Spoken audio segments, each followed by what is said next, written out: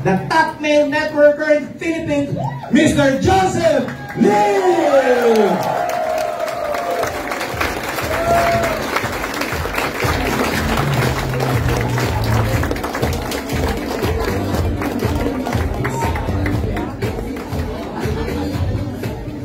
Yun, pwedeng palakpan po natin our CEO, Mr. Jerjen Gonzalez!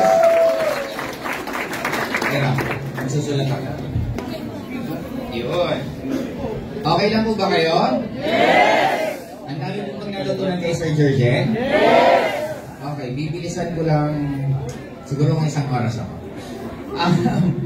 Anyway, pag-usapan po natin, ang ganda po kasi kanina habang nakikinig ako kay Sir Jerjen dyan. Sabi ko, siguro magandang topic natin pag-usapan right now. Ano yung gagawin nyo on your first 6 months? Starting today, hanggang first 6 months nyo po sa Asedra. Okay po ba yun? Yes! Okay, number 1 na kailangan nyo lang pong gawin. Kailangan po natin maintindihan kung ano po ang nangyayari po sa inyo. Yan po kung ano yung naging program nyo. Ibig sabihin, kaya majority kayo nandito kasi gusto nyo magbago yung nangyayari sa inyo. Tama po ba? Yes. Gusto nyo magbago, mas maging better. Now, hindi po siya magiging better, hindi po siya magbabago kung hindi ka magre-reprogram. Kasi, ito ang hindi natin naiintindihan. Reprogram. Lahat po tayo ng program lang. Kung ano po ang paniniwala mo, kung ano yung belief mo, hindi yan ang totoong belief mo, yan ang binigay po sa inyo. Okay? Para mas maintindihan natin, don't get offended po sa mga religious na tao. Kadalasan, kung ang magulang mo Catholic, ikaw? Catholic. Pag ang magulang mo Muslim, ikaw? Muslim. Ibig sabihin, may factor kung sino yung sinundan mo. Now, may mga tao na hindi kumakain ng karne kasi ang paniniwala nila, hindi maganda ang karne sa katawan.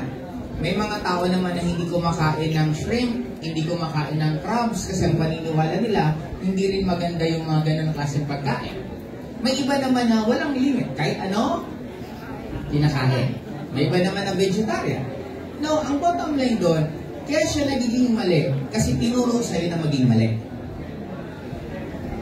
Do you get my point? Yes. Okay. Ibig sabihin, dapat maintindihan po natin, pansinin mo ang Pilipino, ayaw natin ng pera. Pag pinag-uusapan ng pera, masama. Pero lahat naman tayo, meron po bang gusto magtrabaho na walang sweldo? Di ba contradicting yun? Na minsan, kaya sabi ko, bakit may mga taong nahihirapan umasenso sa buhay? The point na ang tingin mo sa pera mahirap or ang tingin mo sa pera masama, pag masama ang tingin mo sa pera, gusto mong lapitan o hindi? Hindi. Di kung hindi, di lalayo din sa'yo ang pera. Kaya dapat maintindihan natin, ang pera, hindi po siya masama. Kasi ang pera, nakakatulong siya para lalong gumaan ang buhay natin. Yes. Nagiging mapangit ang pera kung sinasamba mo na ng sobra na halos lahat-lahat na lang yun ang ginagawa mo. Pero kung balanse ka, I don't think na masama po ang pera.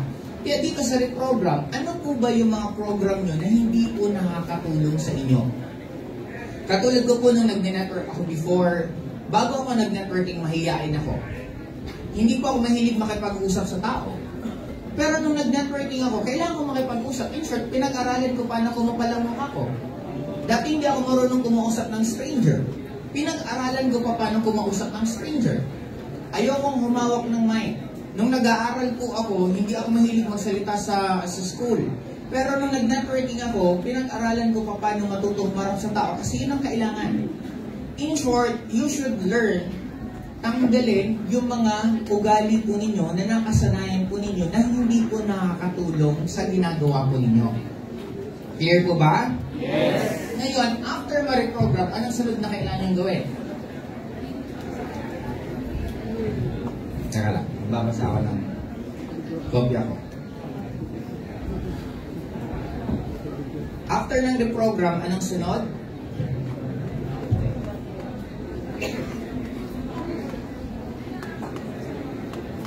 Magda-download na po kayo ng mga ugali na kailangan po ninyo para maging successful dito sa ganitong klaseng negosyo.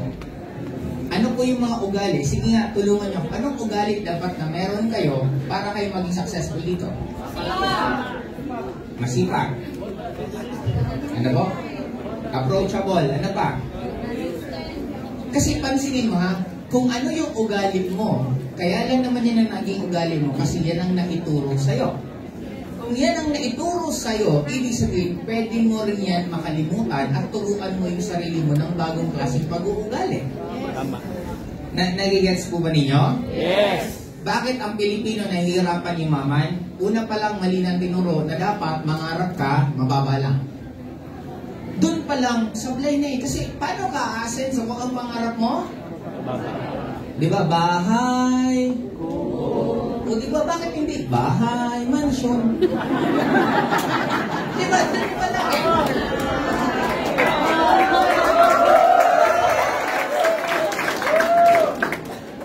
Noon na, buti nga ngayon nagbabago ng Pilipino kasi na-expose na rin po tayo sa iba't ibang lahi, iba't ibang culture. Pero noon, ano ang national bird natin? Di ba ang daming matitinong ibon, pagkaliit. Ang gulo eh. Horror films. Pag horror films po sa ibang bansa, vampire. Ano ang itsura ng vampira? Guwapo, magaganda, sexy, macho. Saan nakatira? Castle or mansions. Yung horror film sa atin. Kilala niyo si Undin? Diba sa Inodoro pa lumabas? Ang horror film sa atin, mahirap, diba? Punit-punit ang damit, diba? Ito pa lang, nakukondisyon na tayo. Ang question kasi, itong ibang topic nga na ito, hindi ko nadaanan kasi mapapahaba. May nagko-condition sa Pilipino na huwag tayo maging mayaman. Para sila-sila lang ang laging kaya ang paniniwala natin mahirap ang Pilipinas. Kung totoo pong mahirap ang Pilipinas, bakit ang daming sumakop sa atin na iba't ibang bansa? 300 years tayo kinolonize ng Spaniards. 1 year tayo kinolonize ng Japan. Kinolonize tayo ng US. Kayo mag-isip. Magnanakaw ba ang magnanakaw sa isang lugar na wala siyang nanakawin? Kaya tayo kinolonize kasi ang daming yaman ng Pilipinas. Natural resources, napakaganda. Ang ganda ng klima natin, totoo po, hindi po magandang snow. Maganda lang po siya tingnan sa TV. Pero pag actual nasa snow ka, hindi po yun nakakatuwa. Kasi si Sandro po mismo, nakaranas po yan sa Korea. Nag-inuman po kami, bumaba ng hotel, bumaba ng elevator, nakalimutan magdala ng susi. Ayun, nandun sa labas ng hotel. Ilang oras ka ba nasa labas? 2 oras. Hindi siya mamukhaan nung bantay sa hotel, hindi na siya pinapasok sa labas, pinalabas siya. Eh gaano kalamig doon? Hindi po maganda. Ang lamig, ang snow, hindi po maganda. We have a perfect climate sa Pilipinas. Napakaganda po ng klima po natin. Kaya marami nagkaka-interest sa Pilipinas kasi talaga napakayaman po natin. Nagkataon lang na ang mga tinuro sa atin na mahirap tayo. But actually, kung maniniwala po kayo, ida-download nyo kayo. Ngayon, mayaman kayo, mahirap? Top earner kayo, hindi? Dapat ganoon. Kasi habang lumalaki, parang kasalanan ng mangarap. Hindi nyo pa napansin? Minsan pag nangarap ng yayaman, ano sasabihin siya, ulo na to. Ang sarap-sarap ng buhay ng mahirap. Di ba? Delikado ang buhay ng mayaman. Di ba may mga ganon? Kung gusto mong yumaman, delikado ang buhay. Mas delikado po ang buhay ng mahirap. Di ba pumunta ka sa lugar ng mayayaman, kahit may cellphone ka, ilagay mo sa tabi-tabi, hindi na mawala eh. Pumunta ka sa lugar ng mahihirap, kahit nakatago yung cellphone mo, mawawala eh. Di ba? Maiba ako bago may oras pa naman siguro. Okay lang ba magkwento muna ako? Namimiss ko rin po yung ganitong mag-talk sa crowd sa live. Alam niyo po ba na may na-invento na robot, AI na robot na nanguhuli ng magnanakaw? Alam niyo po yun? Ginamit po yun sa Japan. After 1 buwan, nakahuli ng mga 10 magnanakaw. Ganun kagaling yung robot. Ginamit sa Amerika. After isang buwan, 20 magnanakaw ang mundo. Sabi nila, gamitin natin sa Pilipinas. Malungkot sa Pilipinas. Wala pang isang araw. Nanakaw na yung robot.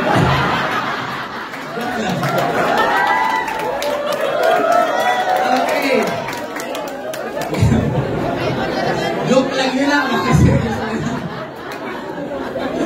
Ngayon, halika nga tayo dito kung anong kalawang pinagsasabitin. Dapat na kayo ng ugali po ninyo na alam niyo kung makakatulong. Kung mahihain ka dati, kaya ka lang mahihain kasi hindi ka lang exposed. May mga lalaki ba dito na mahihain kapag may mga magagandang babae? Pag may magandang babae, parang hindi mo nakakausap? Isa lang ang sagot dyan. Nasanay ka lang na yung mga kaibigan mong babae, pangit.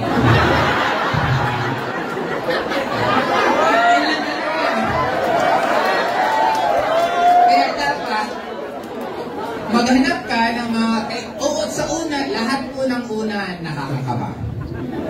Naalala niyo yung first kiss niyo? Oh, nakakaba hindi? Nakakaba.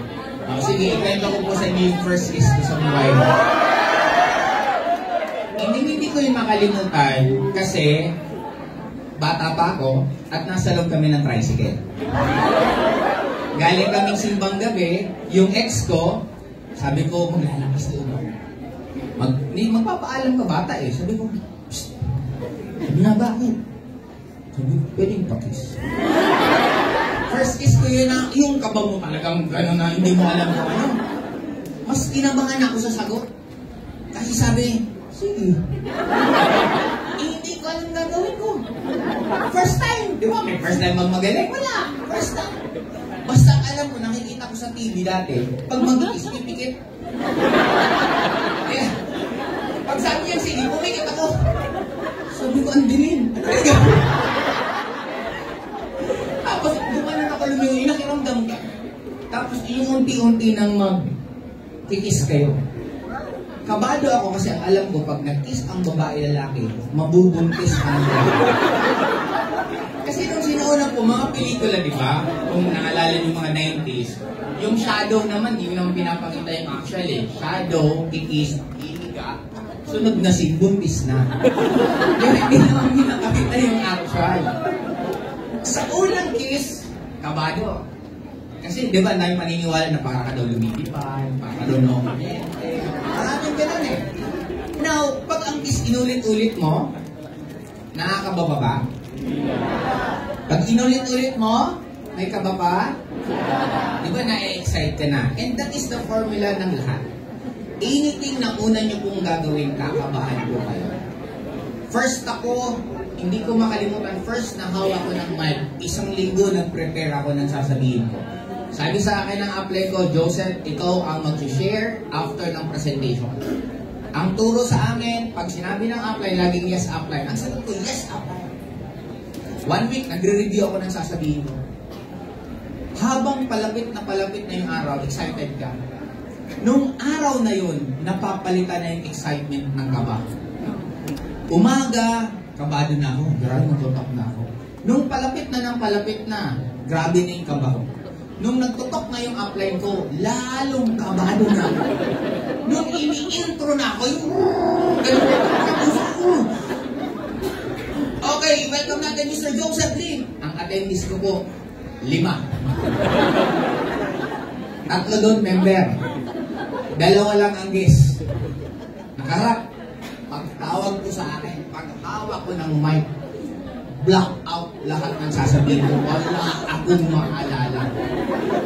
Sabi ko na lang, pakibalik na lang po kay Apply! Buti na lang yung upline ko, magaling. Bakit siya magaling? Kasi sabi sa akin, Joseph, congratulations, ang galing mo. Sabi ko, lugo-lugo itong upline. Wala na akong nasabi, ang galing ko lang. Tapos ba't mo nasabi magaling ako? Kasi humawa ka ng mic. At may nasabi ka. Kasi may mga iba na hindi man lang humahawak ng mic. Buti na lang yung upline ko, magaling pumuri. Kaya kayo, the moment nag-handle na kayo ng tao, irregardless kung anong nagawa nila, purihin niyo sila. Kasi isang tao, pag pinupuri mo, lalo nilang ginagawa yung pinupuri mo sila. Nagigets po ba natin? Pansinin mo yung tao na ayaw mo yung ginagawa niya, na lagi mong pinagsasabihan na huwag gawin. Lalong ginagawa. Nakaka-relate? Kaya, ang pansinin nyo, yung magandang nagawa niya, puri-purihin mo, lalo nyo yung gagawin. In short, marami po akong ugali na hindi ko po dati ugali. Pero dinownload ko po sa sarili ko. Paano ka nagda-download? Simple lang. Maghanap ka ng tao na gusto mo yung ugali niya. Maging kaibigan mo, maging kasama mo. At gawin mo yan kahit man lang isang beses isang araw. Ang isang araw na ginagawa mo araw-araw, magawa mo ng isang buong buwan, magiging ugali mo na. Kaya in short, kahit ano po ang ugali po ninyo, tingin mo. Kahit ano po yung ugali nyo, pwede po yun mabago. Clear? Irregardless of your age. Kahit bata ka, may edad ka, kung ano man, pwede ka pa pong pwede ka pa pong magbago. Kalimutan na po natin yung ugali na yun yung panahon namin.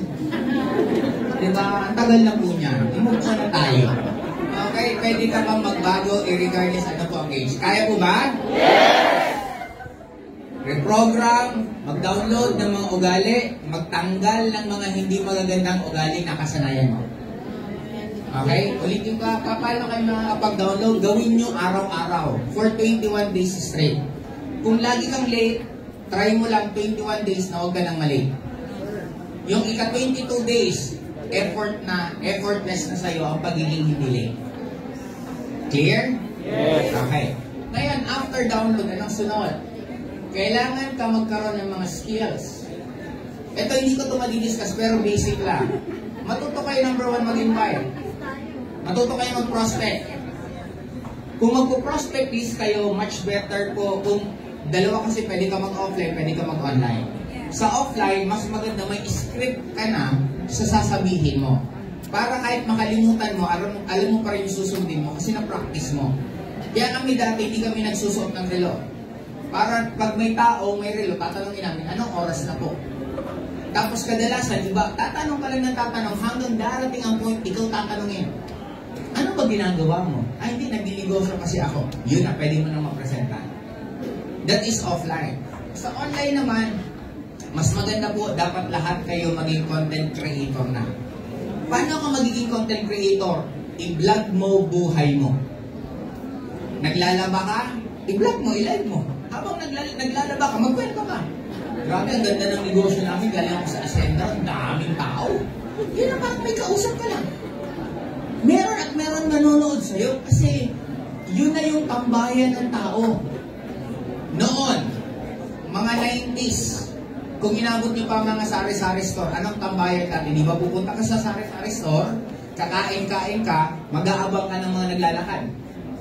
Tapos papansinin mo kung anong mga nangyayari sa buhay-buhay nila. Tama? Ngayon, ang tambayan natin, nagsuswipe ka. Nasa bahay ka, nakahiga ka, swipe, swipe, swipe. Pag na-curious ka, papanoorin mo. Kaya ang labanan ngayon, pinakamadali, huwag kang mangopya ng ibang tao, kopyahin mo na sarili mo. I-vlog mo kung sino ka. Kasi lahat ng tao, hindi kayo nakakita sa TikTok, kung di mo natutulog, binablog. At meron ako one time, inabot ako ng 5 minutes. Natutulog. Dumaan sa ano ko. Pinanood ko. Tapos mga 5 minutes, anong ginagawa ko sa buhay ko? Ba't ako nanonood ng natutulog? Hindi mo kasi timing, wala ka naman nagagawa. I mean, wala kang ginagawa na naglilibang ka. Ang tuwan-tuwa sa akin lagi si Tin, yung nanonood ako mga nagla-live sell. Yung nag-event, kung ano, natuwan-tuwa ako silang panoorin. Tapos ang dating gustong-gusto ko rin yung, ang tawag ko online pulubi. Sino yung online pulubi yun? Ice cream, ice cream, ice cream. Rose, Rose, Rose. Ang tawag yun, binibigyan pa yung silang pera. Doon may pera dahil pwede ka mag-donate. Kaya ang tawag ko doon online pulubi. Nag-upgrade na sila kaysa pahingi. Ini-entertain nila ang tao kasi kumayan ka. Okay, lahat na po tayo nasusoplin. Ulitin ko, pag gagawa kayo ng video, anong mararamdaman nyo una? Kakabahan kayo. Ako ang tagal ko na po sa public speaking. Nung first time ko pong nag-vlog, nakokorner na ako sa sarili ko. Mag-isa ka sa kwarto mo o sa bahay. Hello, good morning talaga. Sabi ko, mukha naman tanga-tanga, mag-isa ko, wala mo usap. Parang ang feeling ko talaga nun na, pero kaka-vlog, hanggang naging natural na. Kaya huwag niyong isipin na kailangan niyo maging magaling sa umpisa. Ang importante, susubukan niyo lang, gawin niyo lang, at maging better ka lang kahit everyday pa unti-unti, gagaling at gagaling pa rin po kayo. Okay, kaya po, ano dapat nyo gawin sa online? Mag-vlog lang kayo ng mag-vlog ang mag-vlog. Anong sasabihin nyo? Kahit anong gusto mong sabihin, sabihin mo lang, okay na yan. Magreklamo ka ng mahal-mahal ng karne ngayon, okay lang. Ang mariretot mo dyan, yung mga mareklamo din. O ngayon, at least yung mga mareklamo, nakabuo ka din ng isang reklamador ng grupo. Ngayon, ang sinad mo, tara, gusto nyo bang extra income para may kitain tayo? Grupo pa rin yan eh. Nakikita mo ba? Kaya, dapat matuto kayo dito sa skills, matuto kayo mag-create ng prospect, maghanap ng prospect, mag-present ng business. Pag nag-present po kayo, hindi nyo po kailangan i-explain lahat. I-explain nyo lang kung ano ang interest ng tao. Makikita nyo naman kung paano sila nagkakaroon ng interest sa reaction po nila. Kung ang mukha nga nila na oo lang ng oo na hindi na nakikinig, ibig sabihin, hindi siya interested. Kaya, hindi din po kayo matututo magbasa ng tao kung hindi po marami ang nakakausap mo. Kasi minsan sa kagustuhan po natin na maging perfect lahat ng ginagawa natin, wala na tuloy tayo nasisimulan. Hindi mo na ako magre-record kasi mahihain ka. Hindi mo na ako magre-record kasi hindi pa ako marunong. Okay lang po yan. Kahit mali-mali ang sinasabi mo. Hindi naman alam ng prospect mo kung ano sinasabi mo. Alam nga naman ikaw i-correct. Mali naman marketing pa mo. Ganito marketing lang yun mo. Kaya nga prospect yan kasi wala din po yan alam. At majority po sa pag-network, ito lang sigurado ko. Pag presentan ka ng marketing plan, dalawa lang maaalala mo. May babayaran ka at yayaman ka. Yung the rest na sa loob, hindi mo na maiintindihan na. Kaya hindi nyo po kailangan maging sobrang galing sa umpisa. Ang importante, simulan mo lang. Kaya po ba na maging content creator na? Yes! Kaya po ba mamaya mag-upload na kayo? Yes! Okay. Sigurado yan? Yes! Okay, dapat ang ma-download yung ugali, tumutupad sa usapan. Kasi kung ang ugali nyo dati, ang hiling mo mga ako, nang hindi mo tinutupad, sigurado ko hindi ka na naman mag-upload mamaya. Eh gusto mo ng bagong resulta, hindi ka magkakaroon ng bagong resulta kung hindi mo babaguhin ang ugali po ninyo. Clear? Yes! Okay. After, nag-reprogram ka, nag-download ka, nagkaroon ka ng skill, ano mangyayari? Magiging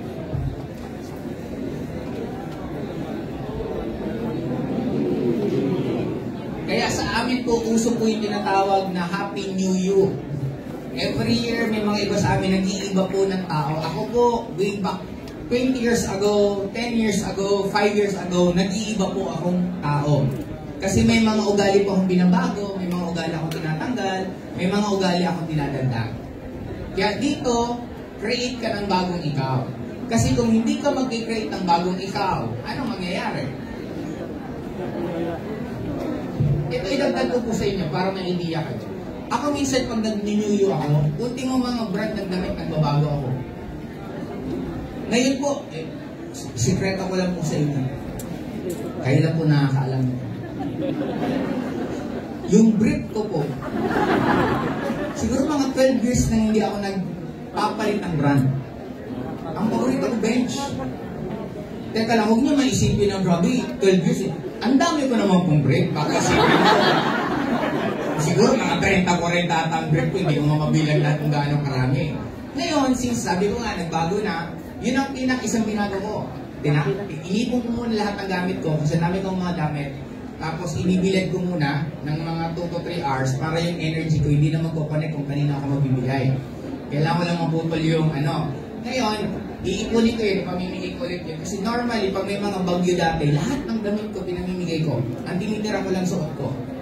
Actually, hindi natin naiintindihan na pag nawawalan ka, binibigyan ka ng space para magkaroon ka ng bago. But the problem with us, ayaw natin mawalan. Pero gusto natin magkaroon. Kaya ang mundo, marunong siya talagang una nanalo na gusto magkaroon, may mga tatanggalin sa'yo. Pansinin mo, gusto mong yumaman, tama? Yes. Gusto mong mag-level up sa network, tama? Yes. Di ba may mga downline na nawala sa'yo? Yes. Di ba may mga kaibigan na nawala sa'yo? Yes. Di ba meron kang, example, may pera ka dapat, naubos. Akala natin pangit yun. Hindi pangit ang nawawalan. Kasi ang buhay, yin yang. Hindi pwedeng magkakaroon ng liwanag na hindi dadaan sa pinakadilim ng gabi. Clear? Dadaan sa pinakadilim para magkaroon ng unting-unting liwanag hanggang magkaroon ng liwanag. Bakit may mga tao na napakatagal? Kasi linamnam mo yung sitwasyon mo. Imbis na mag-move on ka, na yung ex mo wala na, hindi ka pa rin makapag-move on. Di yung emosyon mo, nakakonect ka pa rin dun sa negative. Kaya malungkot ka, kaya lalong miserable nangyayari sa'yo kasi hindi mo siya malendo. Kasi tuturuan ka niya na ang isang bagay, pag hindi magandang effect sa'yo at ayaw mong bitawan, lalala at lalala at lalala lang yan. Hanggang ikaw na mismo sasabi, ayoko na, nakakapagod na, tigil na natin. Kaya lang, ang titigas lang ng ulo natin. We always tend na, hindi na nga maganda nangyayari sa'yo, hindi ka pa nagbabago. Pinaka-bottom line, kung ano ang nangyayari sa'yo, ikaw ang may kagagawan niya. Hindi ibang tao. Paulit-ulit ako niloloko, kasi paulit-ulit ka nagpapaloko. Ikaw may kasalanan. Nagigets niyo ba? Ang bagal ng income ko, sir, titigas ng ulo ng downline ko, bakit hindi mo palitan? Ba't hindi ka maghanap ng magaan na katrabaho na downline? Bakit ka doon ka pa rin nandun sa matitigas ng ulo? In short, your life will be very easy the moment na matatanggap mo na lahat ng nangyayari sa iyo, ikaw may kagagawan. Nagkataon lang kasi ang hilig natin manisi. Nagkasakit ka, may diabetes ka, may high blood ka, anong sabihin mo? Gusto siguro ito nung nasa taas. Ikaw yung kain ng taba, kain ng matatamis, tapos bilang ang may kasalanan yung nasa taas. At alam niyo po ba kung gaano tayo katamad minsan? Grabe ang tamad ng tao na ultimo pagising ng maaga, dinadasal mo ba? Lord, sana bukas gumising ako ng maaga. Ano pa ba naman? Ang dami nang iniisip niya. Pati pagising ng maaga, saan niya mo pa ibibigay? May alarm clock na. May tao pa sa bahay mo. Sila na lang sana utusan mo na pwede pang gisingin mo ako bukas. Lahat dinadasal natin. Alam niyo kung bakit? Para anuman mangyari, hindi ikaw ang may kasalanan, siya ang may kagagawan. Always remember, we have the free will. Kung miserable buhay mo ngayon, ikaw may kagagawan. Kung maganda buhay mo ngayon, congratulations. Kung maganda nangyayari sa'yo, ikaw may kagagawan. Ang bottom line, we should learn to be responsible enough sa mga nangyayari sa atin. Kasi pag ganun, mas madali. Kasi bakit? Pag ang responsable binibigay mo sa ibang tao, paano magbabago buhay mo kung ang lahat ng may kasalanan sila? Na kanino ang power kung may kasalanan sila? Nasa kanila. Pero kung may kasalanan ikaw, nasa iyo ang power na pwede mong baguhin ang nangyayari sa'yo. Clear? Yes! Hindi ka magkakaroon ng pagbabago sa buhay mo kung hindi ka magiging bagong ikaw. Para ma-remind, may mga pagbabagong simple para ako, pag may bagong goal, may bagong ginagawa. It's either nagbabago ka ng brand ng damit, nagbabago ka ng kinakain, yung paborito ko, hindi ko na paborito, iba na kakainin ko. Kasi nagre-remind siya sa utak ko na ibang Joseph Lim na to. Hindi na to yung old na Joseph Lim. Habang kinakain ko yung bago kong paborito, kasi ang paborito mo naman, kaya mo lang naman naging paborito kasi nakasanayan mo.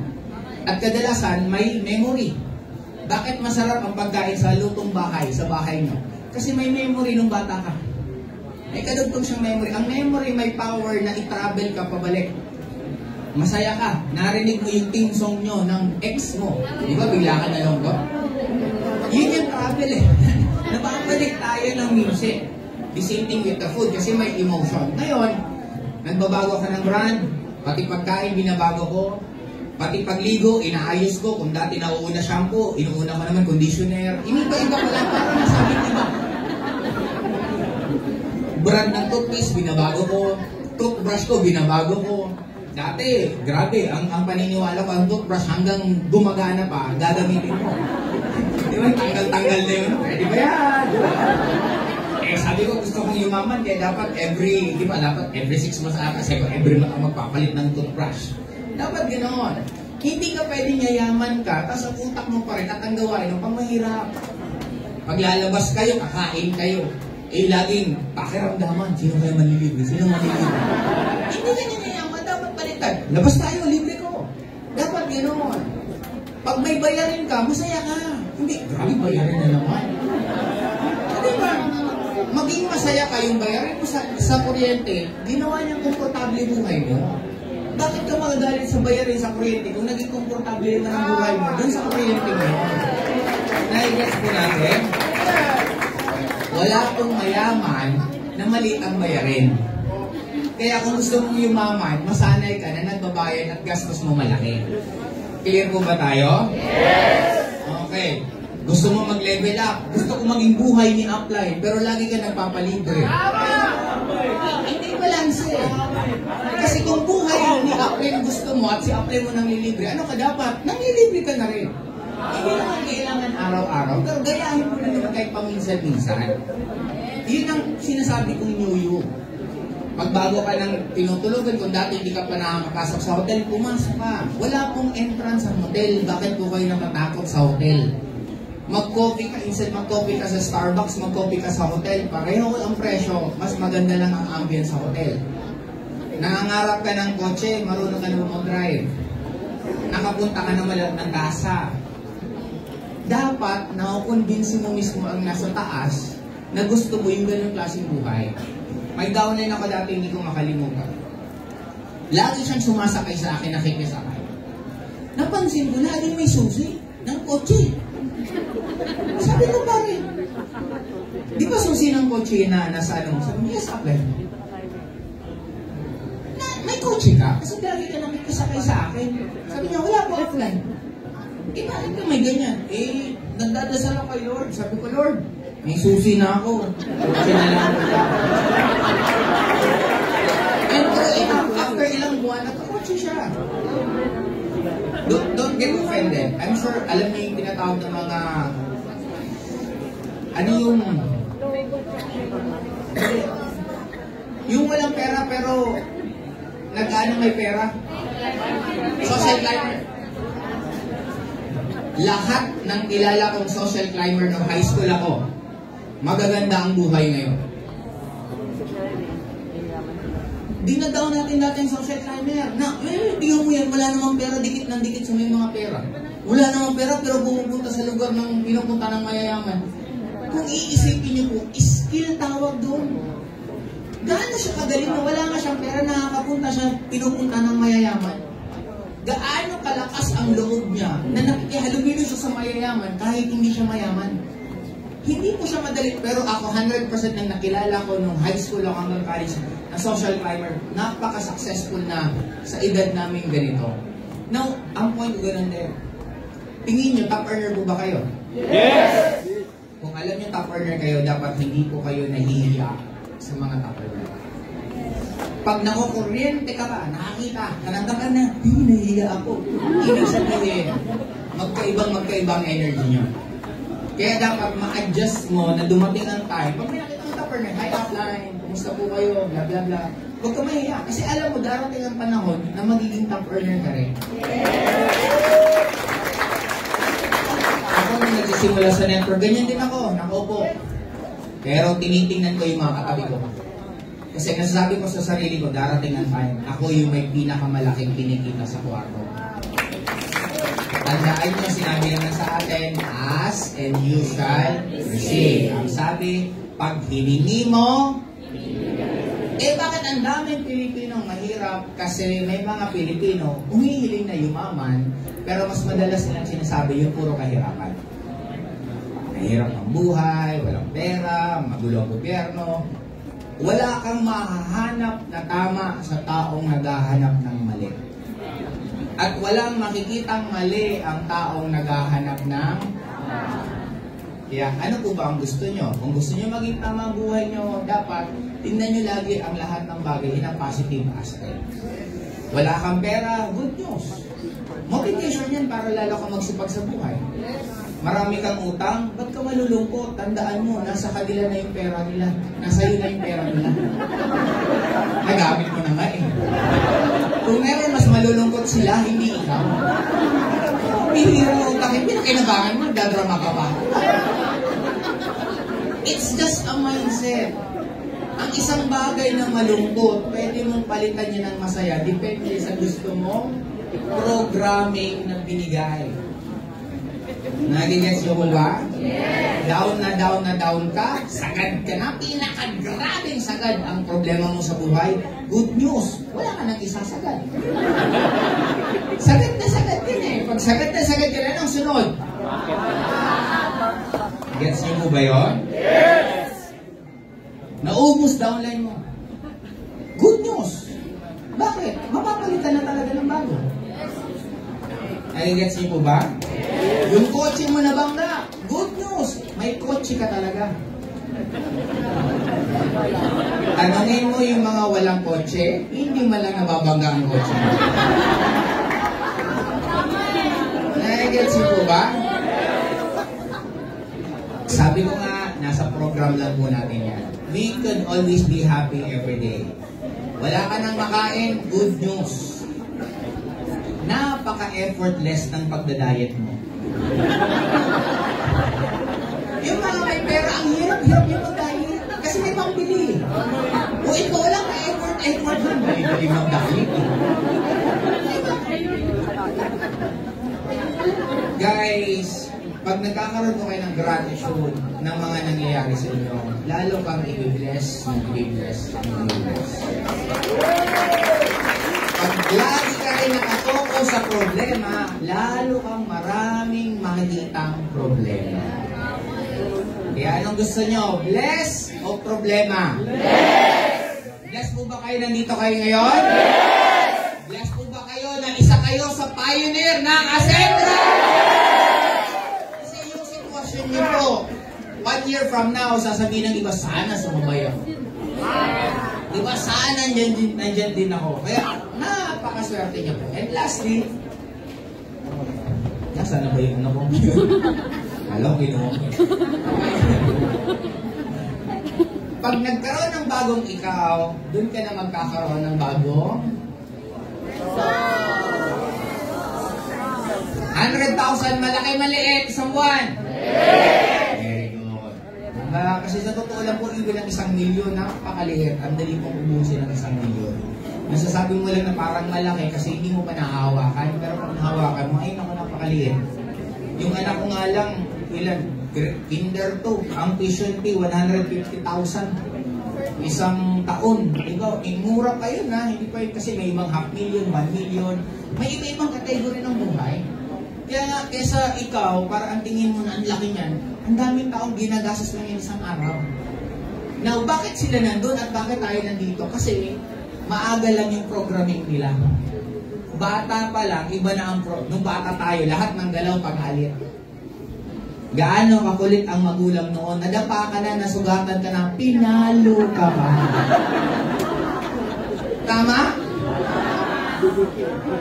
Hindi mo rin masisi ang magulang kasi wala naman nagturo paano maging magulang.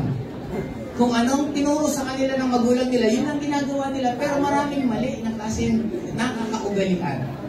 Nung bata ka, sabi ng nanay mo, anak, pagkakain tulog, tulog, tulog. O anak, lakad ka, nakakalakad na.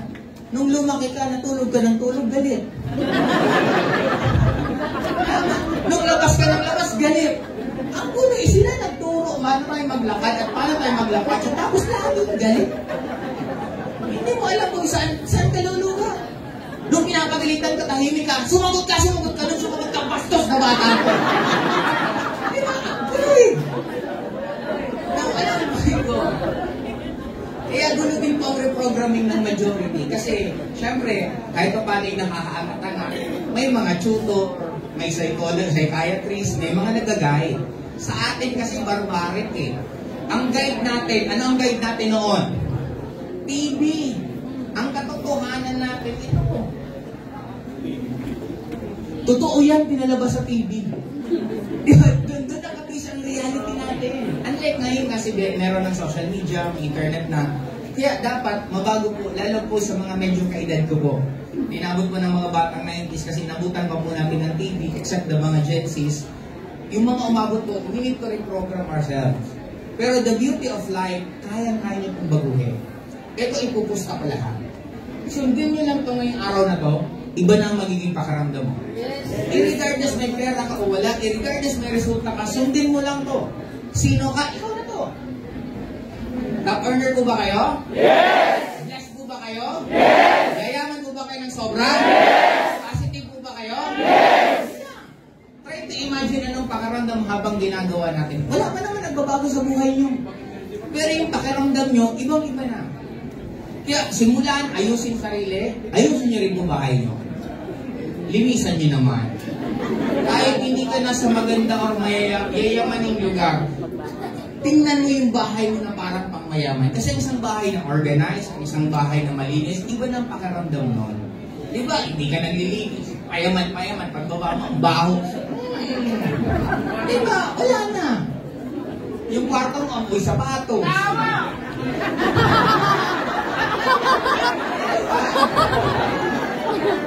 Kaya, ibagay yung gusto nyong yumaman sa ugali niya na pangmayaman. Ito din po pasintabi kung sino po yung nandito kahapon. Dito po, nag-soft launching. Naglagay po tayo ng mga kristal para po, yun ang nag-absorb ng mga bad energy. Ang malupit, inuha at inuwi sa bahay nila. Kung sino po ang nag-uwi, pakiusap, hindi po maganda yung inuwi mo. Kasi yun ang nag-absorb. Dinala mo ngayon, hindi po lahat ng inuuwi maganda. Kaya, kung sino man po, huwag ka na lang umamin. Pagdating mo dito, ilagay mo sa isang gilid, iwan mo na, alis na. Para at least hindi malaman na ikaw yun. Pero sinasabi ko po, hindi po maganda yung ginawa mo ninyo. Maliban sa poverty consciousness, kumuha ka ng hindi sa'yo. Ibig sabihin, negative na ina-attract mo, ang inuwi mo pa, yung pangmumihigop ng bad energy. Tapos dinisplay mo pa sa kwarto mo, di ba? Tinabi mo ka, right, tuwa ka. Yung pala, yun ang nilalapitan ng lahat ng hindi maganda. Kaya, bigyan ko lang po naalala. Yun lang po ang tip ko rin natin. Ibagay po na gusto nyo maging mayaman, pag may nakita ka dyan ng 21,000, kung hindi naman sa'yo at nakita mo malinulog, hindi mo. Kasi ako I always believe na napakayaman ng taas. We can be very, very blessed. As long as na magiging mindset natin ganun. Kasi ako, isipin niyo ako, for 22 years ko sa industry ng networking, tumutulong ako kahit cross-lines ko, tumutulong ako kahit taga-ibang kumpanya. Kasi para sa akin, ang importante, okay naman ako, nakakain ako ng maayos, ba't hindi ka patutulong sa iba? Grabe po yung ginawa ko sa industriya ng network marketing. Nag-open ako ng training ko, hindi ko po pinagbabawal, ina-upload ko po sa YouTube para pakinabangan ng lahat. Hindi po ako bumabanggit ng former company, binabanggit ko lagi network marketing para pakinabangan ng buong industriya. And ito pala yung magiging harvest period ko. Ako, sobra po akong touch sa inyo pong lahat, sa nagtiwala po sa amin, sa sumabay. Very rare na may sumasama sa bagong networking company na ang mga sumama kumikita. Commonly, ang sumasama sa paglipat, yung mga hindi kumikita, yung mga laylo, yung matatagal na. Pero dito po sa atin, taas baba. Maraming sumabay ng mga hindi po masyadong malaki kinikita, pero ang dami rin pong sumama ng mga malalaki na po ang kinikita. Kasi nakita po nila gaano po ako tumutulong. Kung matulungin na po ako, na distributor pa lang ako, ano na lang kaya ngayon na may-ari na rin po. Kaya, kung meron man po kayong maaalala dito sa Ascenra, tapusin na natin yung kasabihan na sa networking dapat napupuyat ka, walang tulugan, pagod na pagod ka, nagsasakripisyo